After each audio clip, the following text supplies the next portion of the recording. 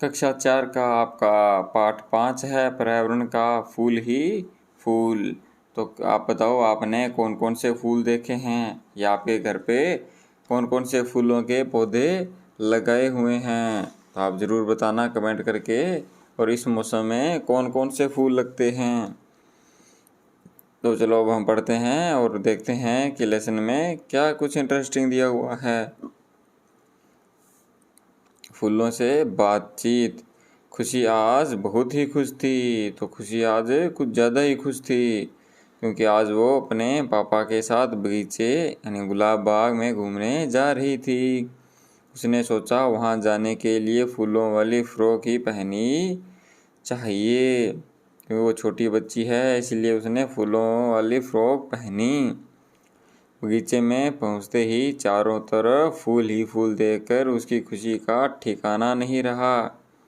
सबसे पहले वह गुलाब की क्यारी के पास गई और फूल से पूछा, तुम कौन हो। तो रंग बिरंगे फूल, अब देखो वो फूल क्या कहते हैं। पहला कहता है गुलाब। कौन सा फूल था वो। मैं गुलाब हूँ, मेरा रंग गुलाबी है, मैं खुशबू से भरपूर हूँ, मेरी पंखुड़ियों से इत्र एवं गुलकंद बनता है। तब यह चीज़ें ध्यान रखना क्योंकि आपसे प्रश्न पूछे जाएंगे कि गुलाब से क्या बनता है। तो आप बताओगे क्या बनता है, इत्र और गुलकंद। तितली, भंवरे, मधुमक्खियाँ एवं कीट पतंगे मेरा रस चूसकर अपना पेट भरते हैं। खुशी उछल उछल कर गुलाब पर बैठी तितलियों के पीछे दौड़ रही थी।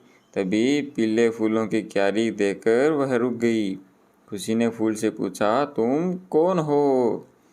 तो चलो अब देखें कौन सा फूल है वो।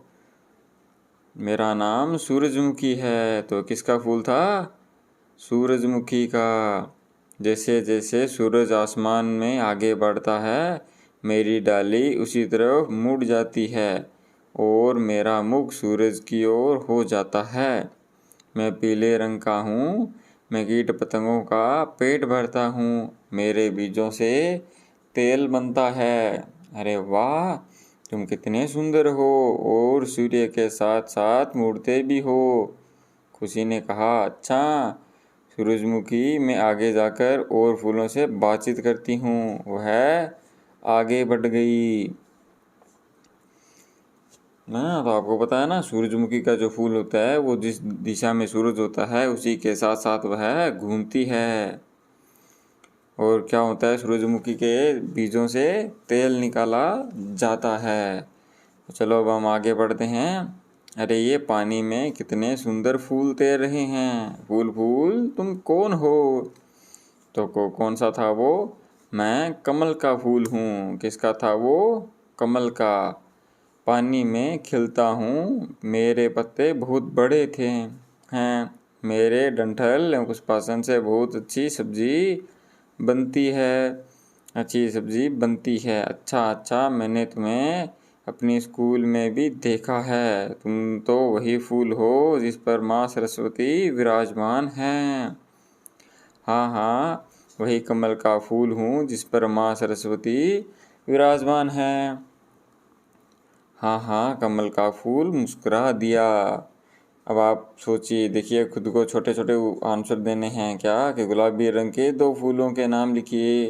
तो गुलाबी रंग में एक तो गुलाब का हो गया। अब आप खुद दूसरा बताओगे।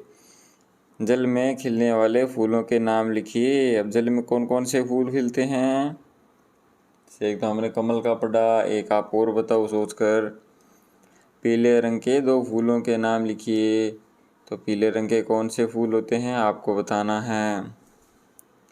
कौन कौन से फूल खाने के काम आते हैं।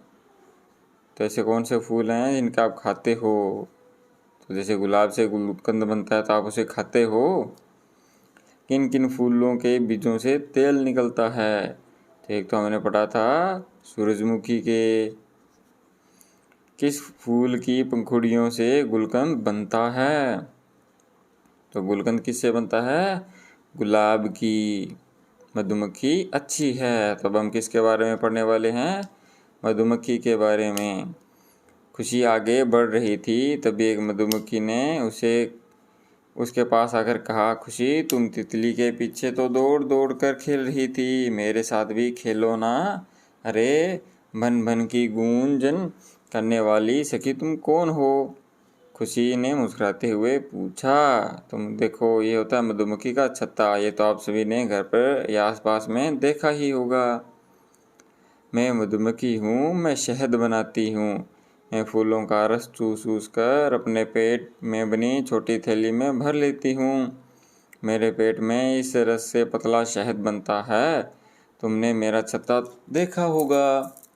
हाँ, मेरे विद्यालय के पास बरगद के पेड़ पर एक बहुत बड़ा छत्ता है। हाँ, मैं और अन्य मधुमक्खियाँ छत्ते में बने खानों में इस पतले शहद को उड़ेल देते हैं। हम इसे अपने भोजन के रूप में एकत्र करते हैं। इसे गाढ़ा बनाने के लिए अपने पंखों से हवा देते हैं। हम सभी खानों में शहद भरने में महीनों लग जाते हैं। अरे वाह मधुमक्खी बहन, तुम हमें मीठा शहद देती हो। तुम तो बहुत अच्छी हो। सोचिए कि अगर फूल नहीं होते तो कीट पतंगों के जीवन पर क्या प्रभाव पड़ता। आपको पता है, हमने पढ़ा है कि जो कीट पतंगे हैं वो अपना भोजन फूलों से प्राप्त करते हैं। अब अगर फूल नहीं होंगे तो फिर कैसे अगर फूल नहीं होंगे तो फिर वो कैसे अपना जीवन यापन करेंगे। अपने अपने आसपास मधुमक्खियों का छत्ता देखा हो तो उसका चित्र बनाओ। आपको अपना एक डायग्राम बनाना है। कहाँ कहाँ पर फूल। इतने में खुशी के पापा ने आवाज़ लगाई, बेटा अब घर चलें। खुशी अपने पापा के साथ वापस लौट रही थी कि एक क्यारी में जड़े हुए फूल को देखकर रुक गई। उस फूल को उठाकर पापा से पूछने लगी, पापा यह फूल किसने तोड़ा है कर यहाँ फेंक दिया? बेटा इसे किन्हीं ने नहीं तोड़ा है, ये खुद ही झड़ गया है। फूल का जीवन जरा सा ही होता है। पुराने फूल झड़ते हैं और उनके स्थान पर नए फूल खिलते हैं। बेटा ये फूल बहुत काम के हैं। हाँ पिताजी, मंदिर के बाहर मालिन चाची इन फूलों से माला बनाती हैं और वे इन फूलों को बेचती भी हैं। पापा फूलों की दुनिया कितनी रंगीन और सुंदर है। मेरी फ्रॉक पर भी फूल हैं। पर्दों पर, दीवारों पर सब जगह फूल के चित्र बने हुए हैं। ऐसे ही बातें करते करते खुशी घर पहुंच गई। अब आप बताइए कि आपने किन किन वस्तुओं पर फूल के चित्र देखे हैं। अगर आपको एक माला बनानी है तो आपको क्या क्या सामान चाहिए।